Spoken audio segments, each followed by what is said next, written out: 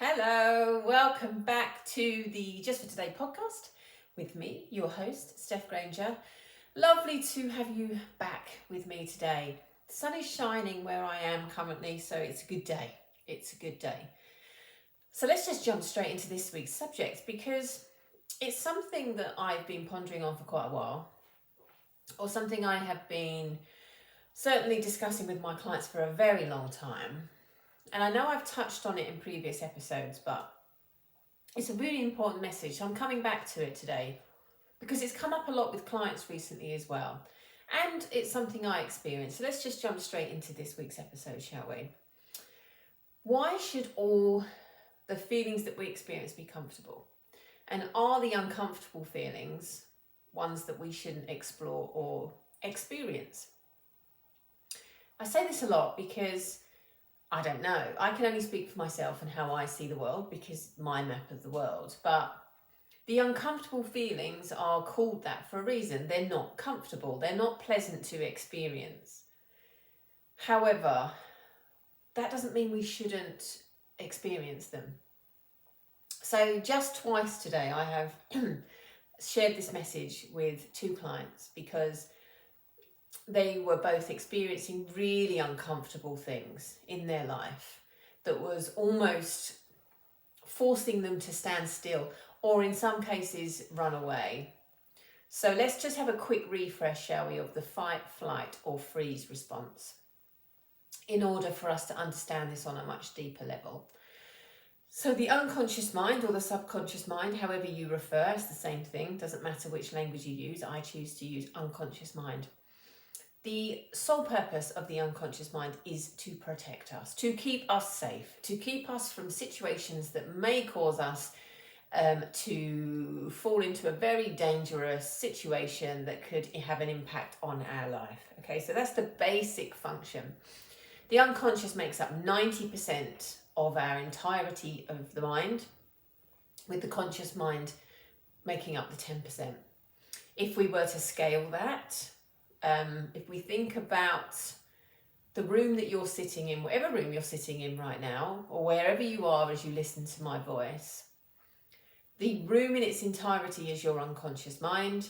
And then if we were to place a grain of rice, one piece of rice in that space, that's going to be your conscious mind. Your conscious mind does very little work, quite frankly, and that's what it's supposed to do. It is there for quick, fast decisions that don't need an awful lot of thought. I'm going to put the kettle on. Conscious decision.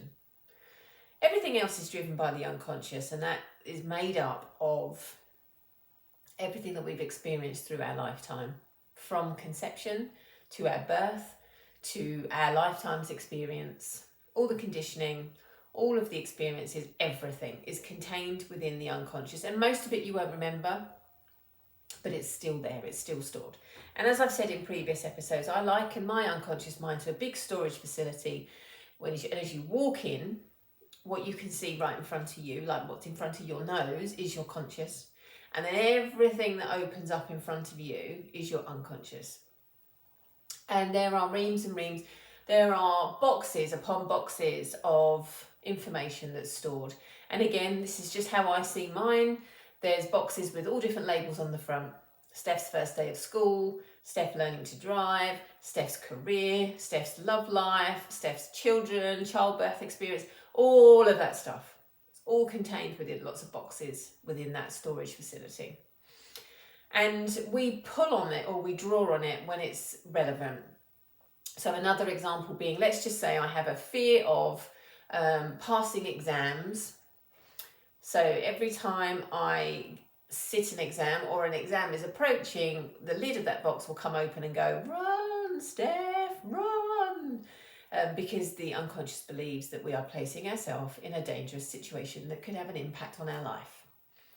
Now, of course, we know consciously that's irrational. Like sitting an exam is not going to cause me to be in danger. But the unconscious can't make out rational stuff.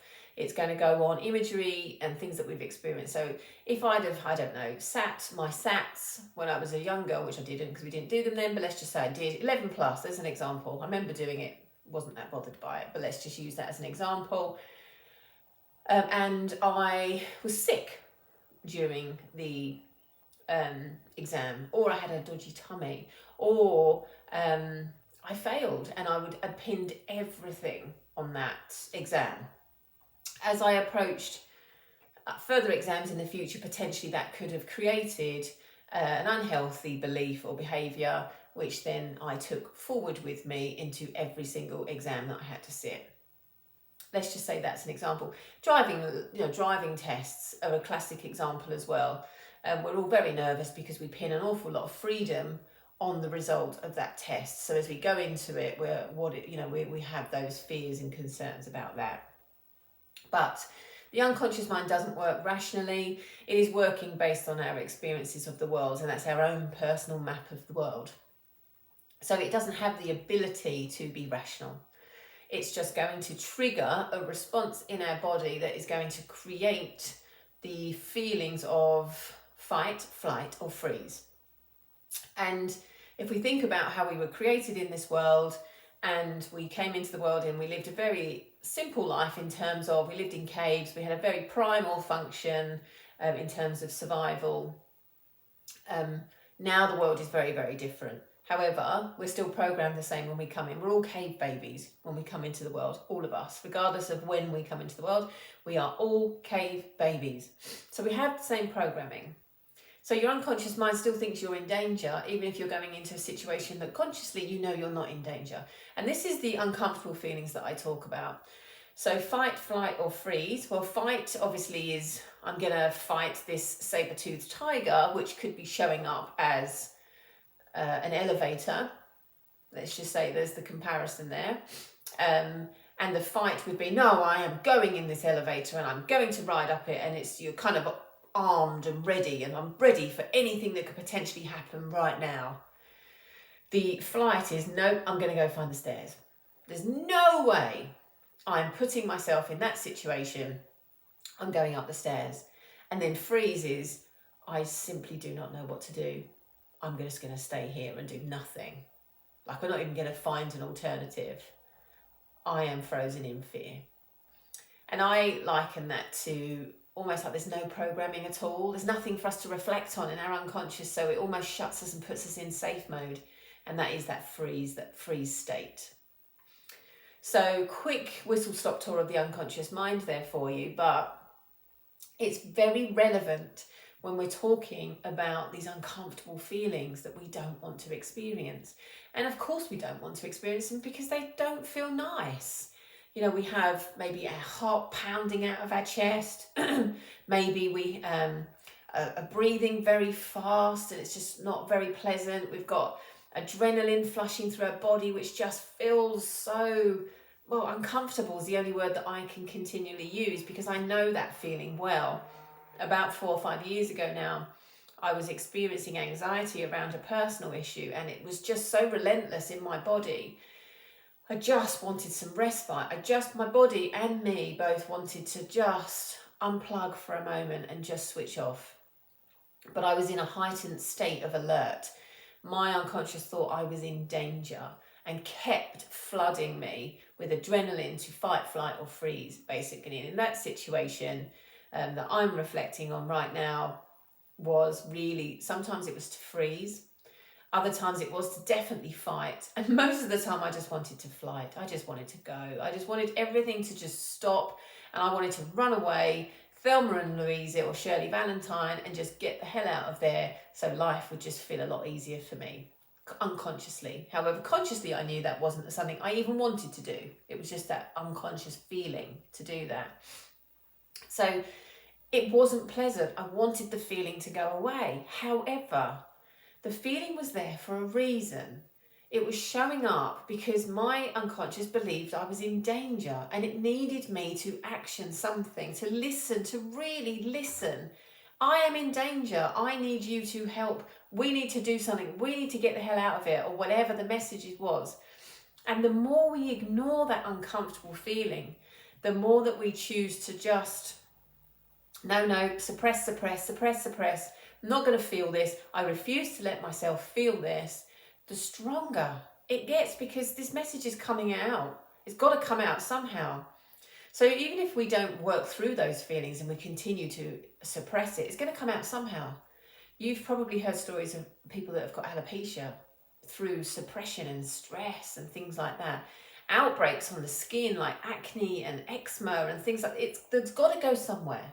These feelings have got to go somewhere. It can't be contained in the body continuously. It has to have an outlet, and so often it will be through these outbreaks that are going on through skin or hair. I've told, in episodes before this one, I've spoken about my experience and how it became a condition called chronic urticaria, which was swelling of the tongue and swelling of the face, because I wasn't saying what I needed to say. I wasn't working through what I needed to work through.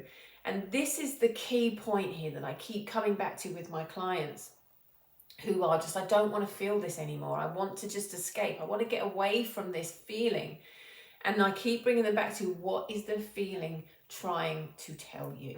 What is the message behind the emotions that you're experiencing right now? And if you can't answer that question, that's fine.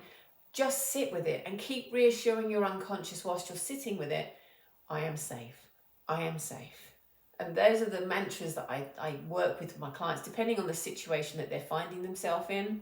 Because what I want them to do is reconnect to themselves. I really and truly want them to start feeling all the feelings, because they are all here for a reason. We have this continuum, don't we, of the comfortable and the joyful emotions that are ranging from happiness and joy and excitement.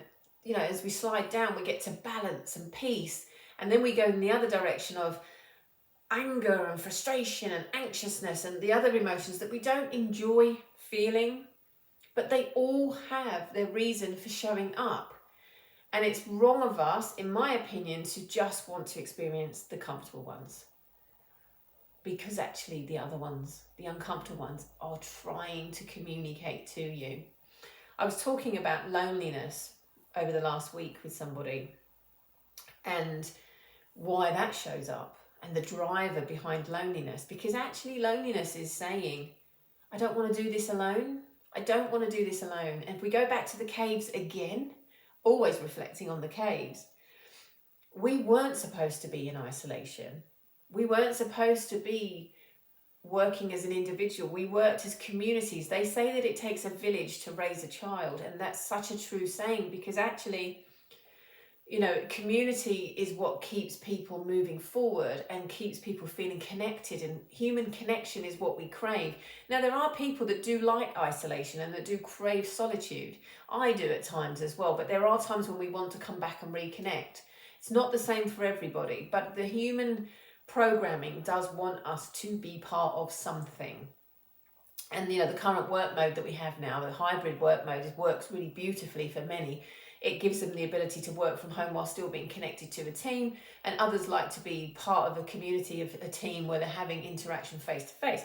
And if a company gets it right, they're going to get that hybrid mode going so that it ticks everyone's boxes, because we are all very, very different. But essentially what loneliness is saying, the message behind loneliness, is that I don't want to do this alone. I want a companion in life. I want someone or people to walk beside. I want people with shared interests. So there are messages behind all of the emotions that we are experiencing, even the ones that are like anxiety. And even if it doesn't make any sense to you, like you're walking down the road and all of a sudden this feeling just fills your whole body, work with it. Work with your unconscious and work to understand, why do you feel like you're in danger? Now, some of this has been maybe with you for a long, long time. And it may not be the simple act of just sitting with it and going, what is this showing up for? It may mean that you want to do a little bit more deeper work around this to start to build that connection between yourself and what your unconscious mind needs. And I can absolutely support you with that. But I do want you to think, just for today, I do want you to start to think about a time when those uncomfortable emotions filled you and you just ignored them and pushed them to one side, or you just suppressed them and said, no, not today, thank you very much. and just sit with them. Why did that show up? What is it that's showing up for me? There's lots of emotions that we don't enjoy. Guilt is another one that we don't enjoy because it just doesn't sit comfortably in our body. I'm going to say it again, just because it's uncomfortable, it doesn't mean that it's not as valuable as all the comfortable emotions. They're all valid. They all need to be felt. And it's only when we allow ourselves to feel can we reveal what needs to be healed. Ooh, I like that. In order to heal really effectively, we have to work with our feelings. We have to allow them to come up to the surface, to reveal themselves to us, so we can start moving through everything that we want to move through. Now, as I said already, I can absolutely work with you on this if this is something that's resonating with you. But get curious about it. Get curious about the uncomfortable emotions and why you don't want to feel them. Get curious about that, because it's so interesting once you start that connection. And this is something I'm going to be bringing to the one-day event, Pause and Reconnect, in Chelmsford on the 27th of June, because it's such a passion of mine to get all of the women that I work with to start reconnecting with their feelings, to hit that pause button for a moment, to stop the desire to just run away from those uncomfortable feelings, and to just sit with them and reconnect with them and really understand what the message is going on behind those emotions. It gives you such a sense of freedom once you know.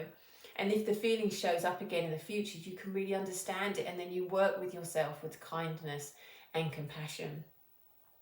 So if anything I have said today really resonates with you, please do come into the WhatsApp community, my Just for Today WhatsApp community, and have a chat with me about it as well. Or, of course, you can reach out to me directly and we can communicate one-to-one. But I would love to see you at the one-day event in Chelmsford on the 27th of June, where we will be definitely digging into our feelings and what the messages are behind all of them.